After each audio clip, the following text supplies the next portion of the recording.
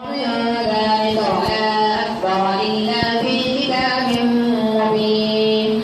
ألا إن أولياء الله لا خوف عليهم ولا هم يحزنون الذين آمنوا وكانوا يتقون لهم البشرى في الحياة الدنيا وفي الآخرة لا تبديل لكلمات الله ذلك هو الفوز العظيم.